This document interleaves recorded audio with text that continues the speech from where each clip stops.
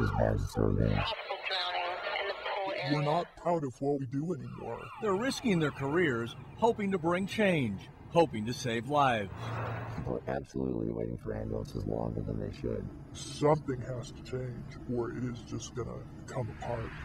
People can be waiting for 12 to 15 minutes for an ambulance. Sometimes it's going to be longer than that. Records obtained by the Call 7 investigators prove that point. Remember, Denver Health's goal is a paramedic at your emergency in less than 9 minutes. These records show in just the last 2 months, Denver paramedics have failed to meet that goal more than 1,100 times. That's 12% of all calls exceeding 9 minutes. That's below the national standard. Sometimes, in Denver, you'd be a lot better off driving yourself to the hospital. And the records support that claim, showing 88 calls where response times exceeded 20 minutes. Consider dialing 911 and waiting 24 minutes 57 seconds, 26 minutes 15 seconds, and 26 minutes 33 seconds. We're understaffed. We have half as many ambulances as our next closest city. Paramedics and dispatchers tell 7 News there are several reasons for the delayed responses, including an insufficient number of paramedic units. Take a look at these internal documents obtained by 7 News. Scratched or incomplete shows where units were not available. During the past 2 months, 7 News has found at least 15 shifts where managers at Denver Health scratched or elected not to fill 5 or more paramedic units. Our resources are tight. Paramedics and dispatchers say this is another major contributor. Patients known as frequent flyers, using paramedic units as taxi rides to the hospital.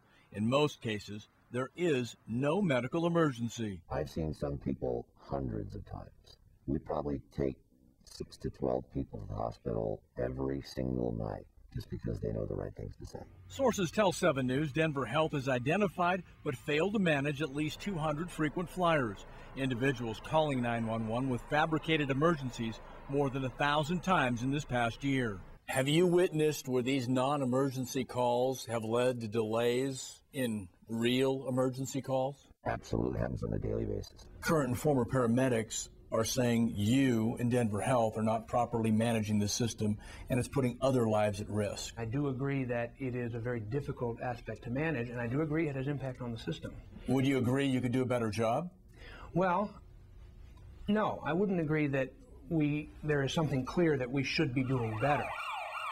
7 News also asked Denver Health for the number of emergency responses where paramedics failed to meet the less than 9-minute standard and the patient died. It's the paramedics that have to be in that ambulance going to a cardiac arrest with the sirens going for 20 minutes, knowing, how can the outcome possibly be good? If you don't meet the city standard of 8 minutes and 59 seconds, and an individual dies from a cardiac arrest, should you know about that? Yes.